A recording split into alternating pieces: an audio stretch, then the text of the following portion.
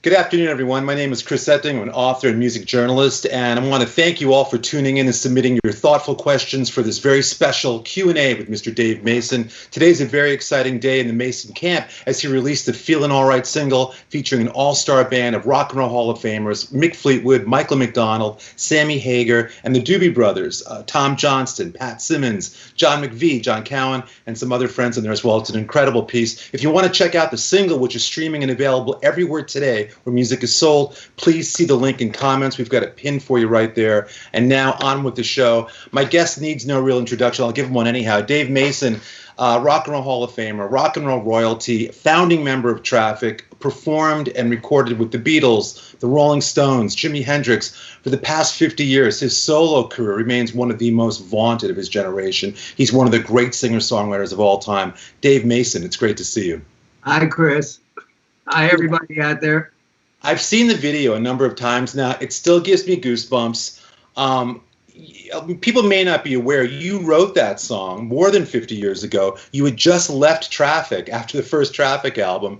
You're wandering around the Greek Isles, kind of looking for the next chapter in your life, guitar on back with a knapsack, and you sit down one night and you write this song.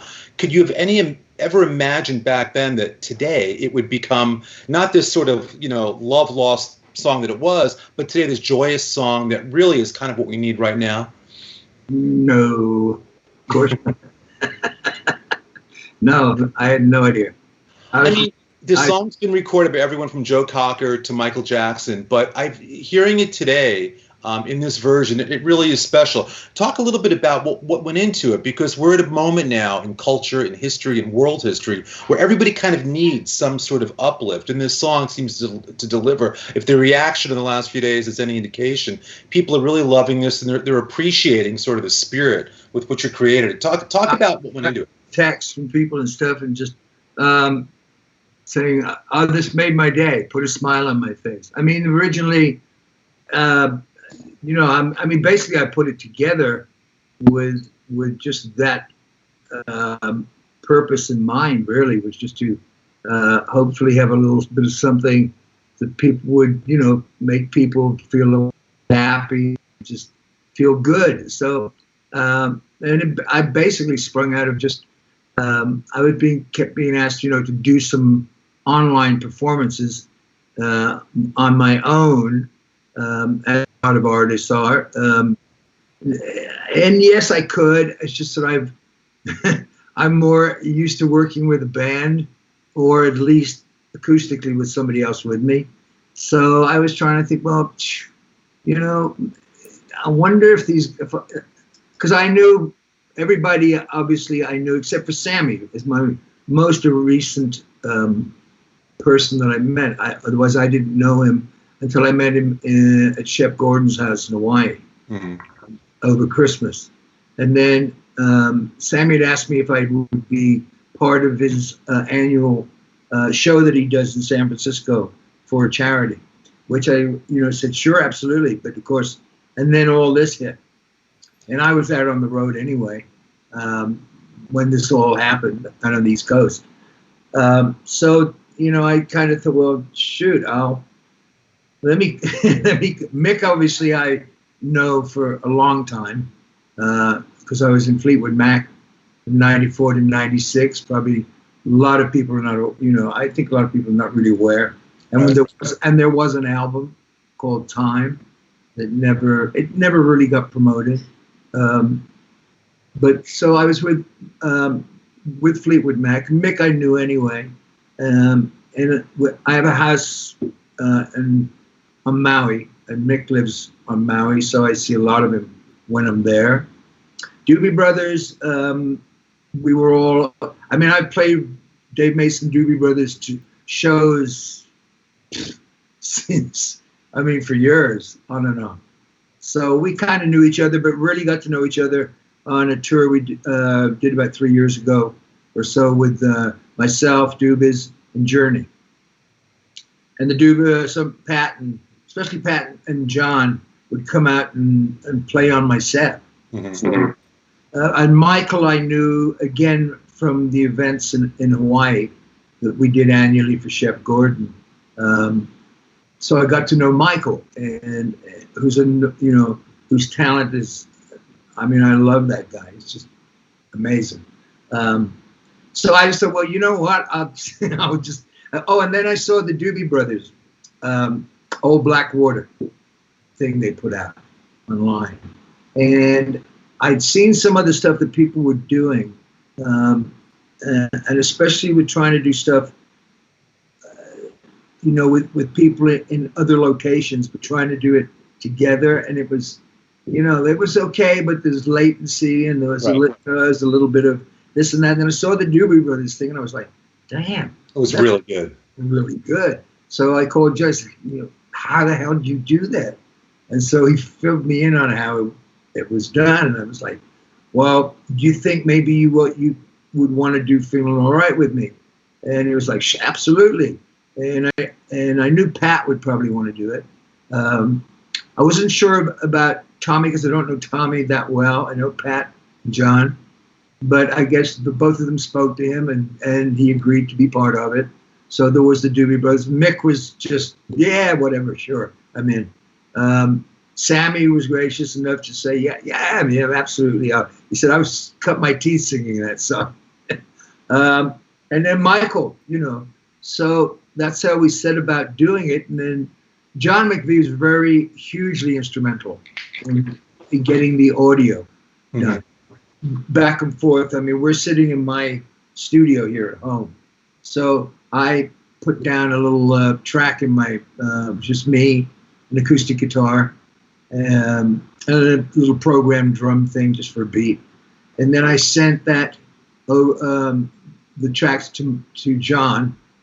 And that's where Michael, who didn't live too far away from John, they're in the Santa Barbara area. Mm-hmm. So Michael put the piano on there, which actually just kind of brought that track to life.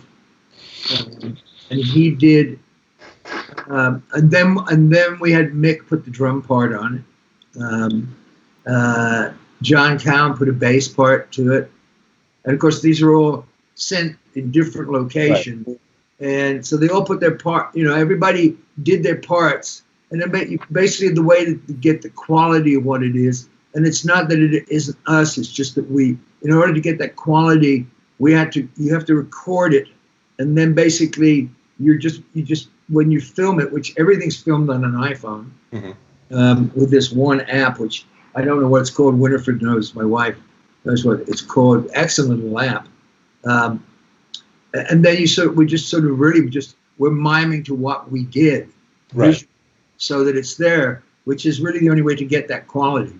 But it came out great, and then Rob Arthur, who put the actual video together, the Blackwater stuff, the things that the Doobies have done. I called him. John had turned me on to him, and he did all the visual stuff, and he's just awesome. Well, it's a brilliant piece. It's resonating. If folks want to see it, they can go to the Dave Mason YouTube page and see it there. But it's all over the internet now, and it's really, like I said, I think the uplifting quality is something we all need right now. The intention. I mean, the intention was just purely just to, put, and also I didn't think there was nothing really out there. I mean, there's bands and there's artists that are putting stuff out there, but I didn't think there was anything out there that had a collaboration of artists like this. No, it would make a hell of a touring band when things get back to normal. I thought requests, when do we get to see the Quarantines live? Which wouldn't be such a bad idea, actually. It'd make for a hell of a show. Dave, we've had a lot of questions from people, a lot of longtime fans. I'm representing with my Mystic Traveler vintage Dave Mason concert t-shirt here. But Rick wanted to know, and I noticed over your shoulder there is the Platinum Award you got, Platinum Record for playing with Jimi Hendrix. Rick wanted to know, did you ever tell Hendrix that you had never played the 12-string before you played it on his version of All Along the Watchtower? Because the story of how that song came together is kind of cool, but you did play a 12-string on that. And was Hendrix aware that you were not necessarily proficient on it yet? No, that's not true. It's just a 6-string with 12 strings. That's all it is. It's any different.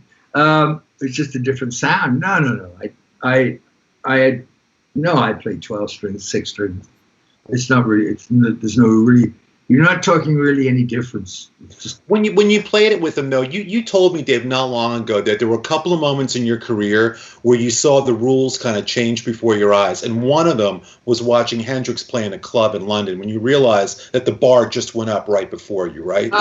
When I first saw him, and Chaz Chandler brought him over, and it was kind of interesting. He sort of paraded him around. There was a number of semi-private and private clubs in London, Scotchy St. James, Bag of Nails, Blazes. And it was either in the Scotch or the Bag of Nails that I was there one night late. And there was usually always like a band playing these things. Like one night there was Eric Clapton and Wilson Pickett got up and did some stuff. And so I'm sitting there with the band, and this tall, lanky guy gets up there with this big frizzy Bob Dylan hairdo and a pair of, Levi jacket and Levi jeans, and throws this guitar in and starts playing, and I'm just sitting there going, maybe I should look for a different instrument. I mean, he's just there are a lot of great guitar players, really great guitar players, but there aren't any more Jimi Hendrixes. Hendrix was just so innovative. And you guys became friends. I mean, you guys developed a fairly fast friendship, and then you wind up in the studio after you both hear an early copy of Dylan's version, the original version of Watchtower. Hendrix wants to do it. He brings you in with him. Well, at the time too, we were talking about me replacing Noel. There was a little rift going on with Noel Redding, and Jimmy and I was seriously talking about me taking Noel's place, playing bass. I mean, that's to the extent of where my relationship had gotten with him. And so we went in the studio in Olympic.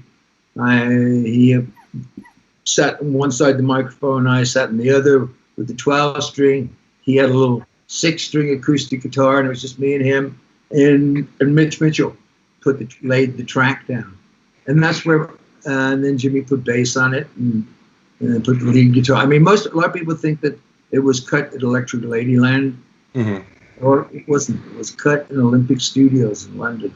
They may have redone some remixing there, but that track was all done in the Olympic.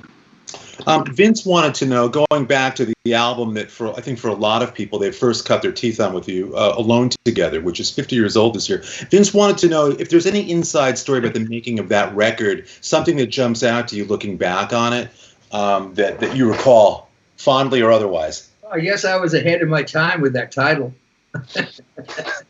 I have my original. By the way, we got a lot of vinyl people watching today, I'm sure. So I've got my old. This, to me, Alone Together, you can talk about the album, but this was sort of one of the great packages of all time. I mean, for those that don't remember, it folded out. It's this whole thing. And you were one of the first guys. Why don't you talk about why you did this unique vinyl that nobody had really seen before, this sort of multi-swirl vinyl? That was supposed to come out as a sunburst.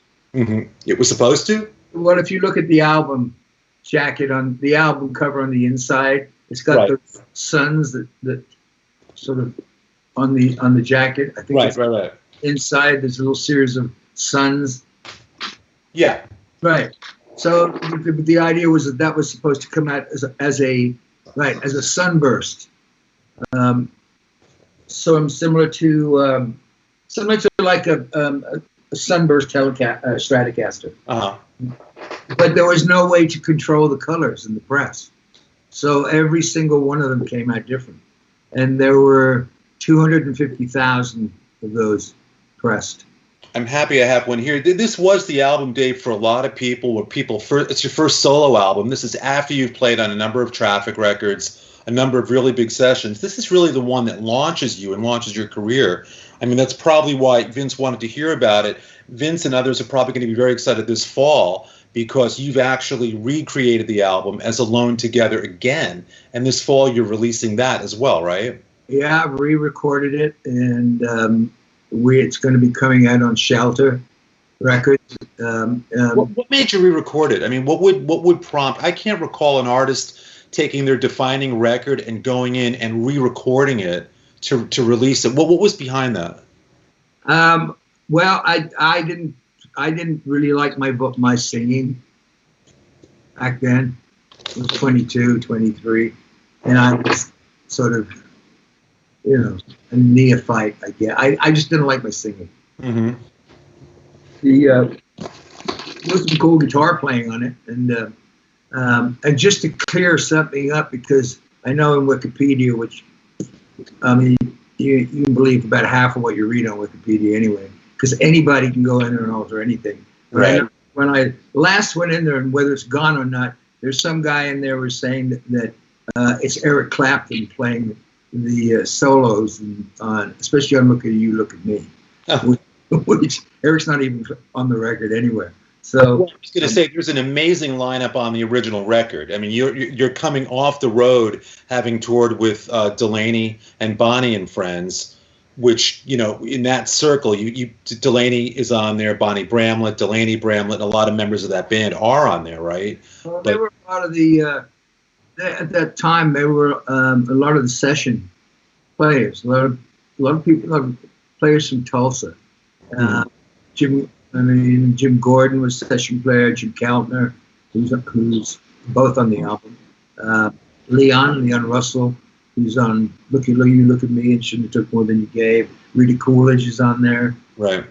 But yes, I got to know all those people, and because I got to know Delaney and Bonnie, and I got introduced really a lot with those people through Graham Parsons originally, especially over at a club called the Palomino in the Valley, San Francisco Valley, which is a great venue. A lot of people played there.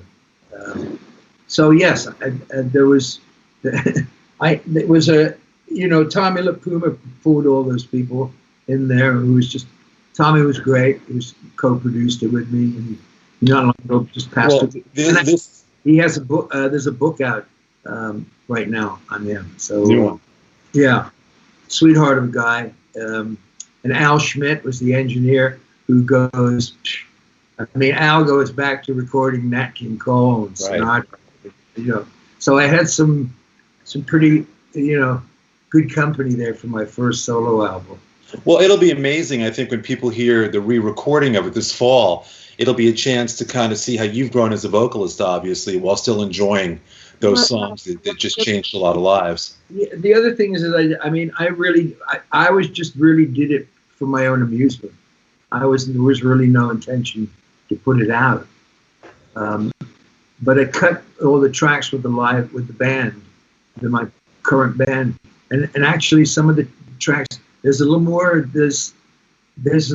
energy in there because I cut them live in the studio, as opposed to, they were all great session players, but it wasn't like, if I'd have had time, in other words, back then with that originally, if I could have had that band and gone out on the road for about a month with that band and then gone in and cut those songs, right, it would have been a whole different thing. It would be, so I got the opportunity to do it again, like I said, just really for my own amusement.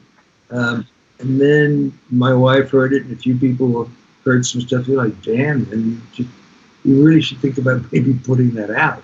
So, well, listen, I've heard it too, and I had the pleasure to see a sneak peek of the packaging, and I think fans are going to love the fact that on the CD version, you actually recreate the classic packaging from 1970 with the fold-out, a colored CD. It's a really amazing package. So I should have one here to show you. Well, they can wait. That'll be the surprise this fall. Okay. Tim wanted to know, and this is going to be tough because for those of us that grew up 70s and 80s, we know you played thousands of shows. Tim wanted to know if there was a memorable show or two that you've played. I mean, while you think, I'm going to name one myself that you and I have talked about that goes back to 1978. The Cal Jam 2, I would hope, is on the top of your list. I mean, if you have to think of a memorable show, can you put that one on there? Cal Jam 2 would be, it was kind of, we were on pretty early, if I recall. But this 300,000 people. 300,000 people there, yes. which sometimes is like, you know, it's sort of it's more intimidating playing to a smaller crowd than it's playing to a large crowd because there's just so many people. So, and it was early in the day when we played, if I recall. Trying to think of Red Rocks, great. It was a great venue. I did some shows at, well, the other shows which were great were the ones that Bill Graham did in Oakland in the stadium. Day on the Green. Day on the Green. You did a bunch of those. You did a bunch of Bill Graham shows. And there was a question here about Bill Graham, in fact, but now that you get to it, there was also one I remember that you probably recall fondly in the New York area where I grew up in about 1978 or 79. It was a radio station concert where out on Long Island, and there had to be 100,000 people out there at that show as well for you. I mean, it was... Music festivals were great. Central Park. Yeah. Those one was great. Well, I was thinking, yes, those were great, and those take me back for fans that I know there are a lot of vinyl. You know, we're the vinyl generation, and I still have my blue vinyl Let It Flow from that era. And again, it's making a comeback. We sell a lot of vinyl out on the road. Well, I'm hoping you do a vinyl version of the new Alone Together again when that comes out. Probably will. Do a limited run of it. Dave, Gemma had a question. What was it like working with Mama Cass? A lot of people don't realize that you and Cass Elliot weren't just friends, but you released an album together. It was your second solo record. Was it quite a solo record, but your second record on your own in the early 70s. What was it like working with her? I mean, it was sort of an odd collaboration. This is it, by the way. There's the album. Yeah. With you on the cover and Cass on the back. Yeah. It was sort of an odd collaboration, but the thing was, she was one of the people that Graham Parsons had introduced me to when I first came here, because I didn't know anybody now. The thing that I spent a lot of time there was actually because it turned out there was a couple who were living at her house that I knew just really well from England, that I had no clue that they were there. So I'd spend a lot of time there, hanging out, and just it just came out of just getting to know her and being friends, and just out of a social gatherings more than anything. And it was like, what, we should do some recordings together or something. Just so that's really how it came together. Yeah, but she was great. She was great sense of humor. It's a great record. Doug asks, would you please write a book? I've seen you in concert many times. You have great stories to tell. I would love to hear more. What can we share about that? Yes. Well, we're doing one, aren't we, Chris? We are, yeah. And we've been kind of holding this close to the vest for a while, but this has been really exciting because you decided recently in the last year or so that you wanted to write your memoir. We've been working on it together. It's coming along amazingly well. To Doug's point, you are a terrific storyteller, and we are well underway with this undertaking. In terms of release, we're hopefully looking late next year, early year after that. I mean, books take a long time to come out, but we're well into it, and we've gone through, amazing photos that from your archive and stories and things. And I think Doug and everyone else is going to be really happy. I want to shout out to everyone. We've got a lot of questions here, questions we don't get to. I want Dave has seen all of them. We're going to keep all of them, and if there's a way to get back to everybody, I will facilitate that as well, because there are some terrific questions here. But yeah, as far as the book goes, I think it's going to be great. Dave, I was in my car. I know. I was driving yesterday, and speaking of the book, in terms of collecting your stories, I'm driving around. I had Sirius radio, classic vinyl, I think, on, and I heard Street Fighting Man by the Rolling Stones, and then I think 2 songs later was Listen to the Man Said by Paul McCartney.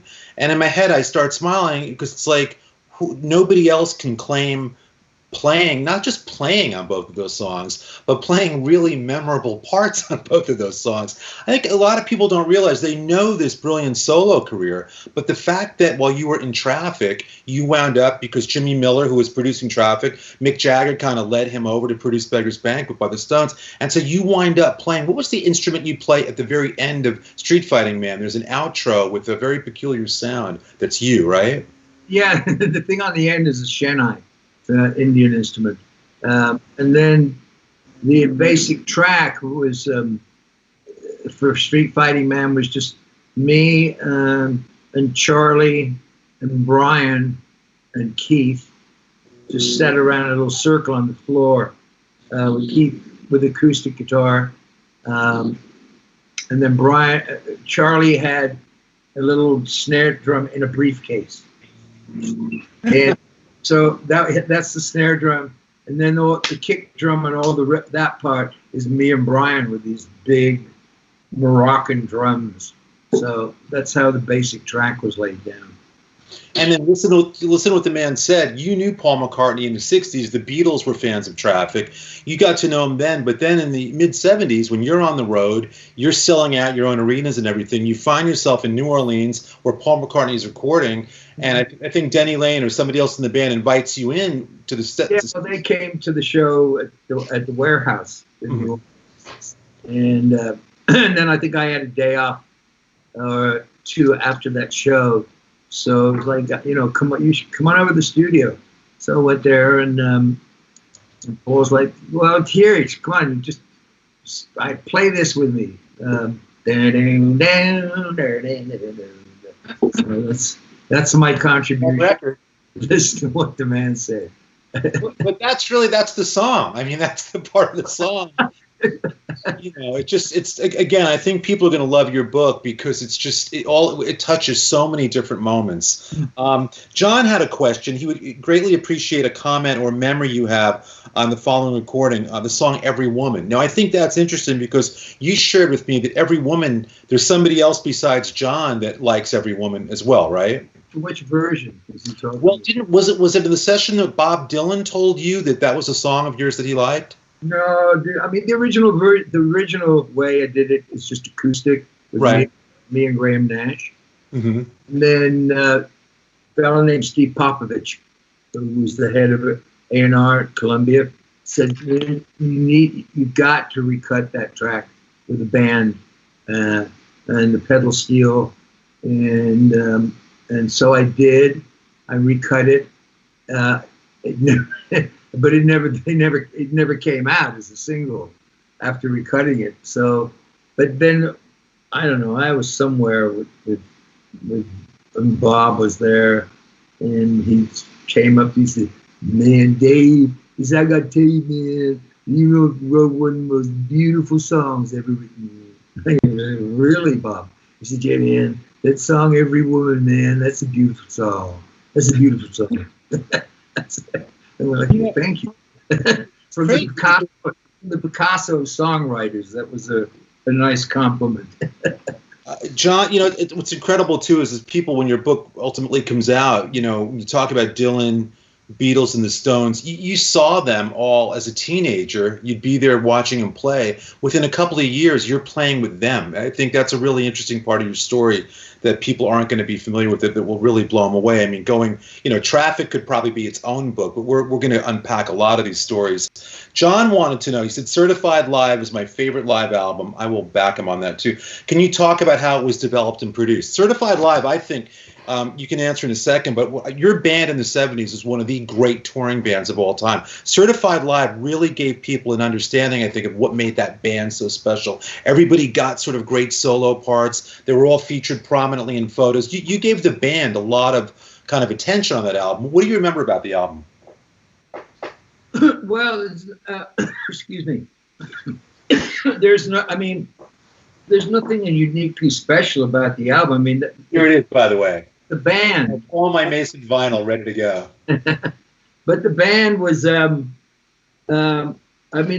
was my band for quite a while, which was just a great band. Mike Finnegan, who great organ player and great singer. Sings Going Down Slow on that. Right. Jim Krieger, who plays the solo on that, was with me, and of course wrote We Just Disagree. Rick Jagger and Gerald Johnson.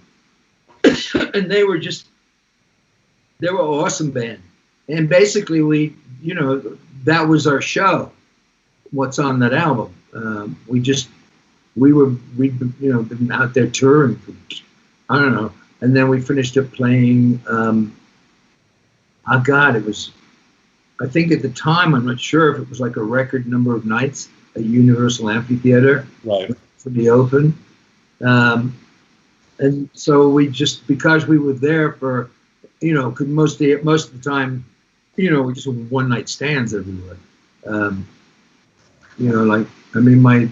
Speaking of that, probably my most arduous one was 48 cities in 52 days. That would be, so now we're in one place. It's like, well, shoot, let's record this, live. And then the fun part about it was was where I mixed the whole album, because there's really no overdubs on that album. There's might be just minimal stuff. Mm-hmm. But I worked it out that it was going to cost me just as much to go in a studio to mix it as it was going to cost me to charter this boat that had a studio on it, which we took all the way down to Mexico and anchored off these islands down there for like a week, 10 days, and that's where we mixed the album. Wow. We have actually, when we were going through photos for the book, there are pictures of those sessions that I think fans will really enjoy seeing that were taken aboard the ship. Yeah. It's amazing there was that much work done on the ship, judging from some of the photos. Dave, Mark wanted to know, you mentioned Jim Krieger. He obviously was in your band a long time, a real kind of musical soulmate for you, who wrote We Just Disagree. What was that like? I mean, to have, I think to your credit, the fact that if a band member had a song idea, you would be open to that. In this case, it really paid off. What was it like when he brought you that song? Do you remember when he first played it for you? Yeah, he played it to me when I lived in Malibu. And I just was like, hey, I wrote this song. I think it's perfect for you. And he sang it to me, and I'm like, yeah. I think you're right. It was just it's just a very cool song. Great song.